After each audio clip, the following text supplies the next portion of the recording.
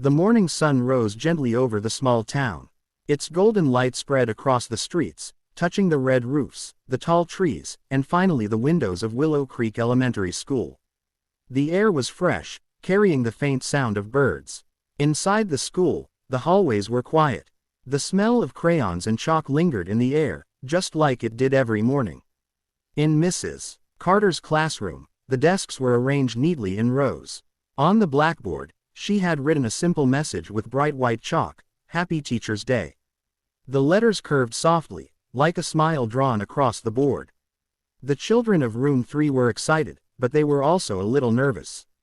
Today was special. They were preparing a surprise for their teacher, a song.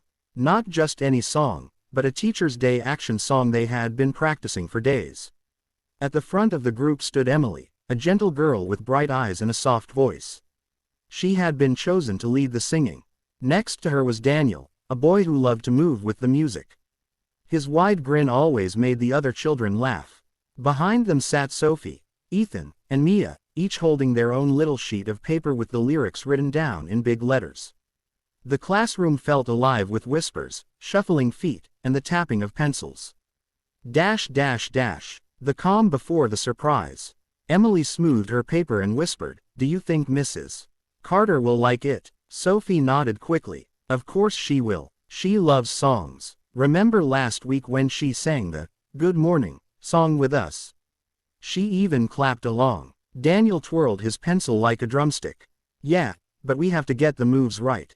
The clapping, the waving, the turning, it has to match the words." The children nodded. They had practiced together, but it was still hard to remember all the steps. Sometimes someone would clap too early, or forget the hand wave. But that was okay. They wanted it to be perfect, not because they had to, but because they cared about their teacher. Outside the classroom, the sound of footsteps echoed down the hall. The children froze. Mrs. Carter was coming. Dash dash dash. A relatable problem. The plan was simple. When Mrs. Carter walked in, they would all stand, sing the song, and do the actions together. But something happened that no one expected. The door opened slowly, and Mrs. Carter entered with her usual warm smile. But she looked tired. Her eyes carried a shadow of sadness. She set her heavy bag on the desk and paused for a long moment before greeting the class. "Good morning, everyone," she said softly. Her voice was kind, but weaker than usual. She walked slowly to her chair and sat down with a small sigh. The children glanced at one another.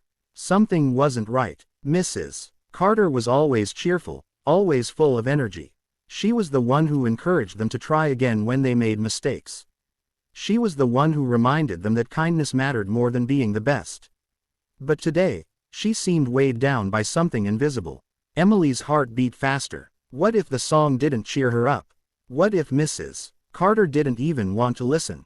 Dash dash dash. The gentle twist. Emily stood quietly, holding her paper. She looked at her classmates, and they all seemed unsure.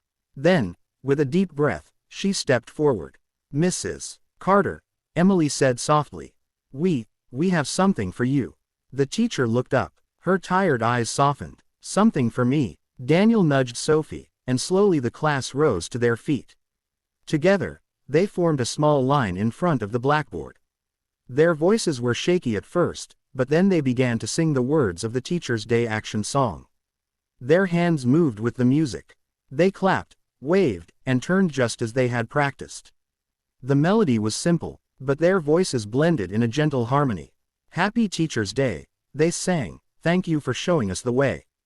At first, Mrs. Carter simply listened. Her face was still, but her eyes began to shine. As the children sang the next lines, something changed.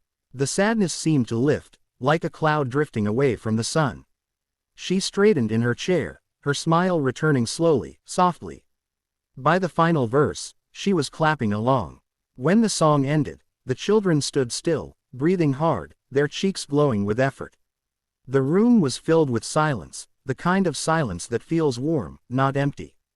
Dash dash dash. An emotional revelation. Mrs. Carter rose from her chair. "Children, that was beautiful.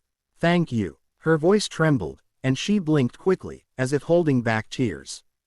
You don't know how much this means to me today." The children leaned forward. Emily finally asked, "Are you okay, Mrs. Carter?" The teacher nodded slowly. "Yes, my dear, it's just. Sometimes adults carry heavy days, just like you do. Today was one of those days for me. But your song reminded me why I love being here. Why I love teaching you." Her words settled in the room like soft feathers. The children understood. Even teachers, who seemed so strong, needed kindness too. The satisfying ending. After the song, the class decided to spend the rest of the morning making the day brighter for Mrs. Carter. Mia drew a big picture of the sun with crayons and wrote, "Shine bright," at the bottom. Ethan carefully folded paper into a little heart and placed it on her desk. Sophie recited a short poem she had written about learning and friendship. Daniel made everyone laugh by pretending to direct an orchestra as they sang the chorus of the song again. The classroom filled with joy. It was not just about a performance anymore, it was about sharing love, about lifting someone up. When the school bell rang for lunch, Mrs. Carter stood once more at the front of the room. Her eyes sparkled again, full of life. "Today," she said, "I was reminded that teaching is not only about books and lessons. It is about hearts, and each of you has given me a gift I will never forget." The children smiled proudly. Emily felt warmth spread through her chest. They had done it. Their song had truly mattered. As they left for the cafeteria, the classroom seemed brighter. The words, "Happy Teacher's Day," on the blackboard glowed as if lit from within. The surprise had worked, but more